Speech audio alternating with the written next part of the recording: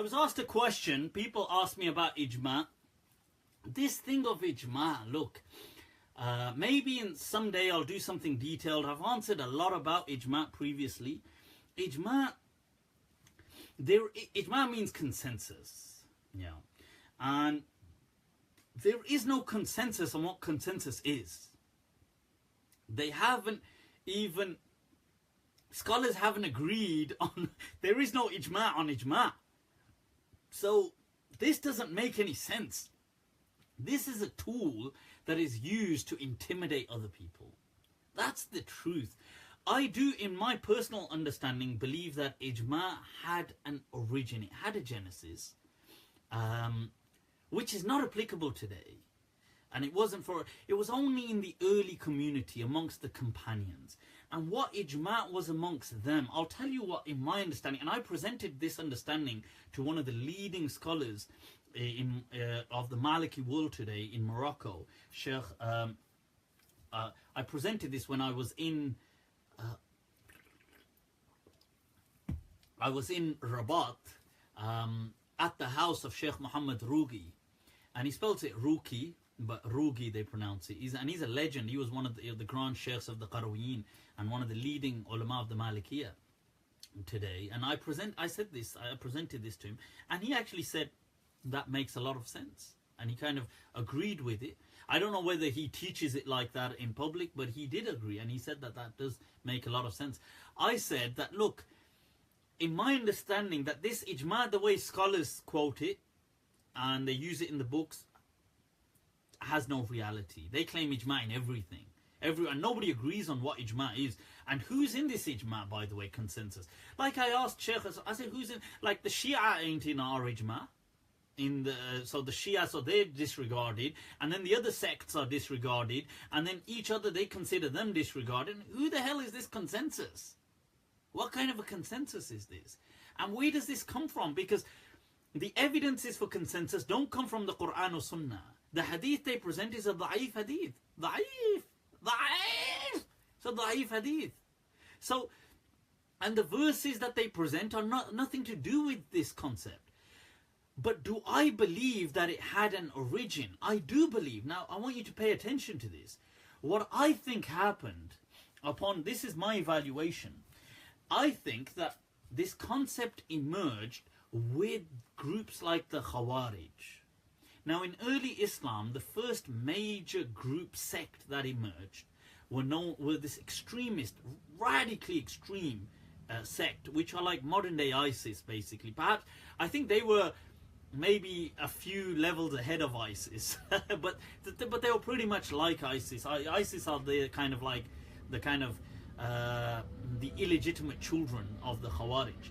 Now, the Khawarij believe that anybody who committed a sin is a kafir, and if they're a kafir, they will definitely be in the hellfire, and we are allowed to execute these people because they're kuffar. They relied for this interpretation on apparent, not interpretations, apparent readings of the Quran. So they read certain apparent verses which apparently read. Okay, I keep saying this word so you understand that the literal verse supports their understanding. It doesn't support the majority of the Muslims. The literal verse says, and anybody who is surrounded by a sin will be in the hellfire. Anybody who kills a Muslim will be in the hellfire forever. So these sins will eternalize you in the hellfire. So the apparent readings of the Quran, not of all the Quran, but of these select verses, read like this, textually, literally.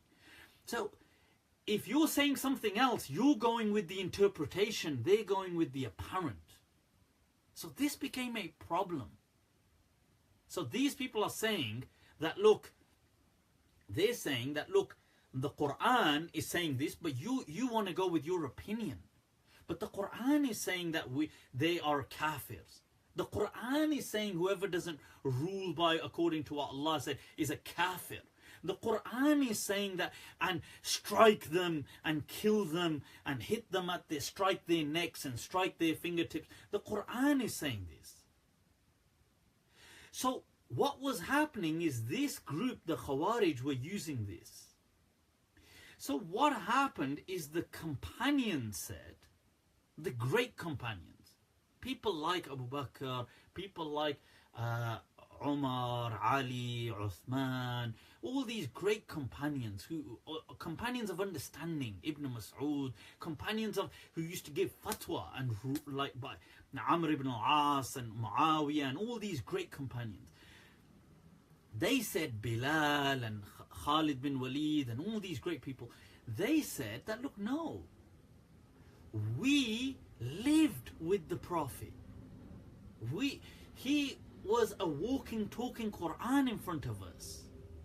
You know, as when, like Aisha said that you want to understand the Quran, the Prophet was the walking, talking Quran.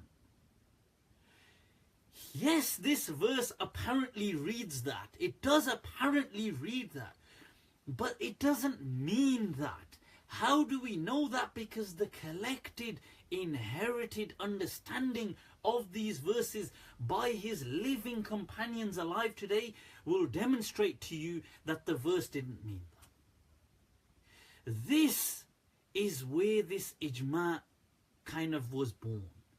That, look, we are those companions, not any companion, not like how Ibn Hajar said, oh, the companion, anybody who met the Prophet, not that understanding of companion, but true companions. Like in Tirmidhi and in these other books, Abu Dawud and these other books, when Anas radiallahu anhu is asked, are the companions of the Prophet alive today? And he said, maybe people who saw the Prophet are alive, but his companions are not alive. They've passed away. Because what he meant, what the Prophet meant by his companions were those who were often around him, like his friends and his support, not just like anybody who saw him, but that's like a technical word, companion, that some scholars kind of extended.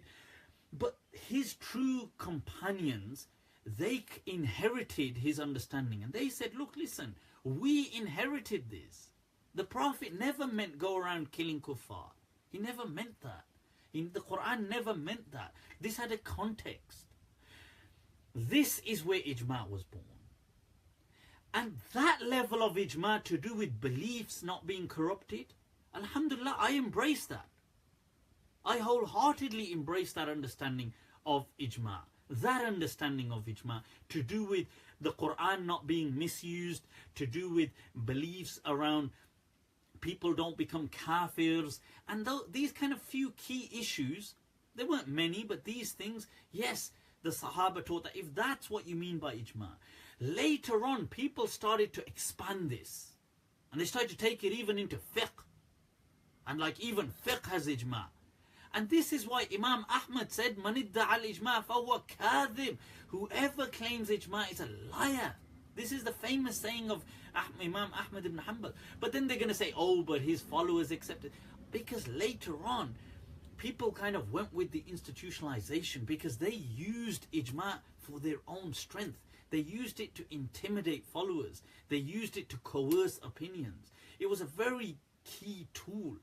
And yes, the Sunnis will reject the Shia from ijma. They will reject them from ijma. They will reject. So what is this all about? So this is why I think that's important, okay.